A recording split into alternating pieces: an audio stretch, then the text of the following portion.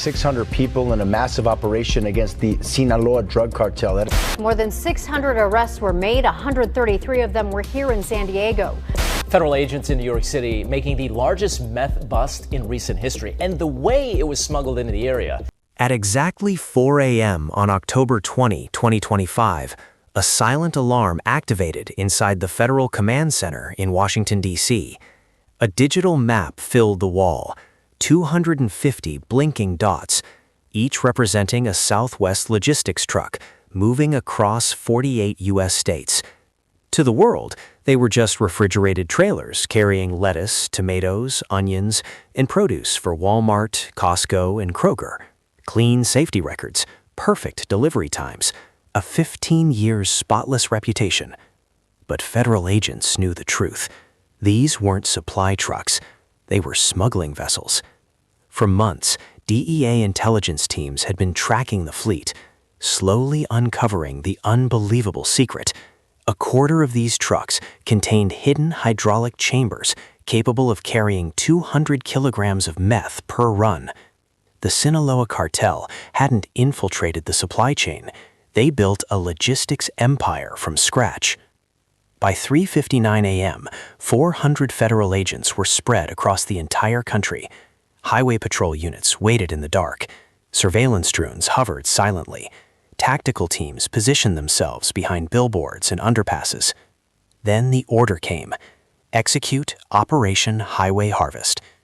In an instant, the nationwide trap snapped shut. On I-10, I-95, and I-80, police cars swarmed the trucks. On bridges, at rest stops, outside warehouses, every target was intercepted at the exact same second. Drivers stepped out shocked, confused, some shaking. To them, this was just another routine delivery. But when agents opened the trailer floors using hydraulic spreaders, the truth finally surfaced. Vacuum-sealed bundles, color-coded packages, 52 tons of pure crystal meth. This was no longer drug trafficking. This was industrial-scale smuggling, disguised as the American food supply. And seizing hundreds of kilos of fentanyl that could kill tens of millions of Americans. For 15 years, Southwest Logistics appeared to be the American dream. Their Texas headquarters looked like a tech campus: glass walls, clean hallways, conference rooms filled with charts and production schedules. They had 500 employees, $300 million in annual revenue, and contracts with some of the biggest companies in the world. But the truth was darker than anyone imagined. The entire company was a cartel creation. Investigators discovered a split fleet system. 150 trucks were legitimate, transported real produce, kept the company legal, maintained perfect DOT safety ratings. 100 trucks were priority units, each outfitted with $50,000 hydraulic drug compartments, invisible to X-rays, operated only by select drivers, loaded inside a restricted cartel-run garage. The brilliance of this system was its camouflage. The clean trucks protected the dirty ones. Retailers trusted the company, DOT inspectors waved them through, and law enforcement never found a thing. Until one mistake. 6 months before the raid, a Texas Highway Patrol stop revealed something odd. A canine alerted, but no drugs were visible. Using a density scanner, officers detected metal layers hidden under the trailer's insulated floor. When the floor was torn open, 100 kilograms of meth was found sealed below 20 tons of tomatoes. That discovery triggered an investigation that spiraled into the largest supply chain takedown in U.S. history. What looked like a successful delivery empire was actually a billion-dollar cartel front masquerading as a grocery logistics company. Users are down. Cocaine and meth is on the rise in our area. We first report on the increase this summer, and this bust here is proof. The cartels are getting creative in how they're smuggling the drug into New York City. Agents quickly realized something critical. If the drivers didn't know, the trucks themselves were the weapons. To uncover the truth, Special Agent Maria Rodriguez sent an undercover operative into the company's maintenance division. He arrived pretending to be a new mechanic, quiet, inexperienced, and easy to overlook. For 3 months, he lived inside the belly of the beast. What he discovered shocked investigators. The maintenance building wasn't for repairs. It was a manufacturing plant. Behind locked steel doors, teams of welders were installing false-floor drug chambers, hydraulic lifts, X-ray resistant linings, temperature-controlled hidden voids. These weren't sloppy modifications, they were engineering masterpieces.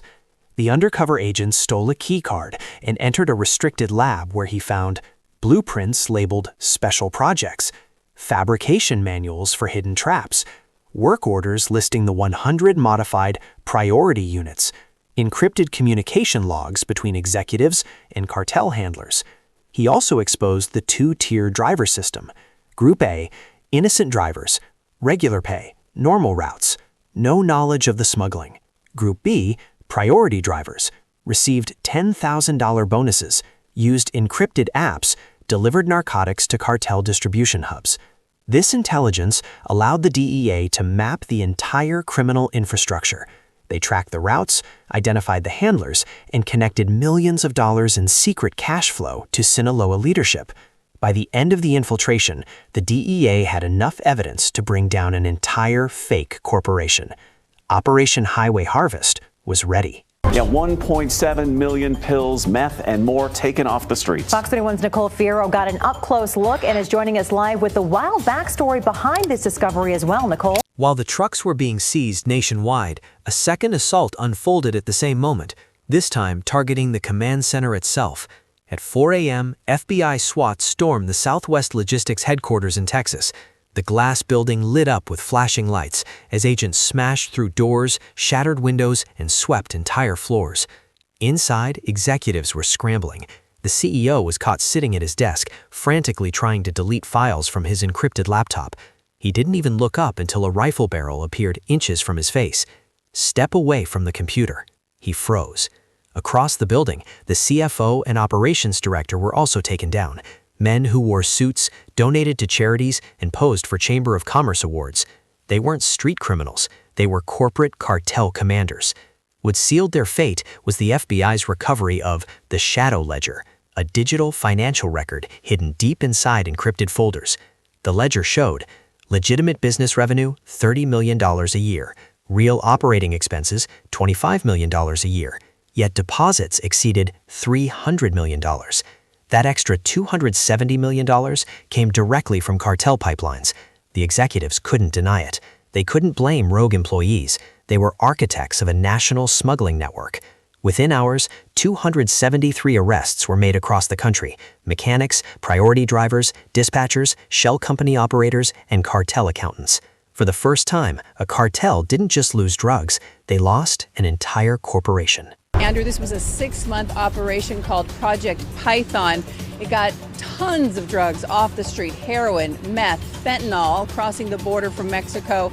By December 2025, the trials came to their brutal conclusion.